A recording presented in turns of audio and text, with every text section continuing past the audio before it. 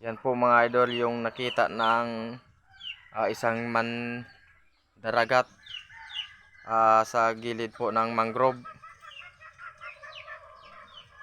Habang siya ay naninihi ay kanyang nakita itong napakalaking buto ng hayop o anong klaseng isda siguro ito. Kaya kanyang dinala. Yan po yung mga mga sa joint na kumakapit dito.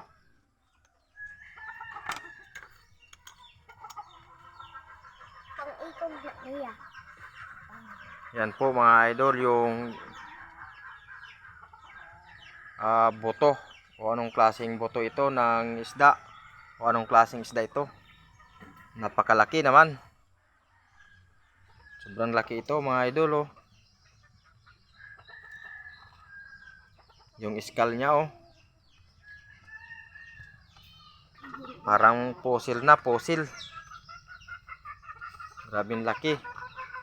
Siguro ito yung sa ilalim na dito yung yung pangil niya.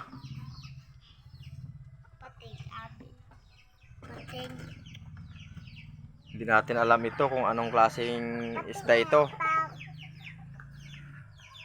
Hindi naman siguro ito pating. Kasi may dito na pangil oh, bali 8. Sa 2, 3, 4, 5, 6, 7, 8. Tapos sa taas wala naman, plain naman sa taas. Grabing laki mga idol ito. Sobrang laking isdang ito. Sobrang laking isda ito mga idol. Tagpuan po ito ng isang nangunguha ng shells sa mangrove.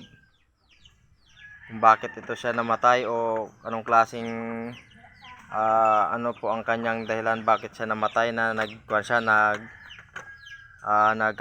ganito na.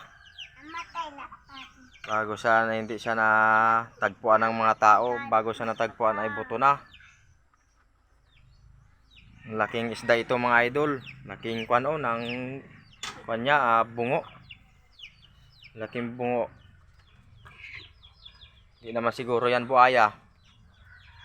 Maki-comment lang mga idol o kung paki-share po kung para malaman natin ito kung anong klaseng hindi ito balyena. Kung anong klaseng ito nilalang.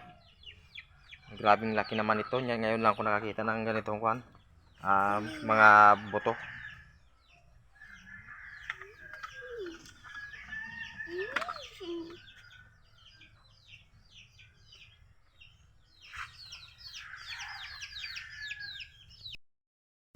Ako naka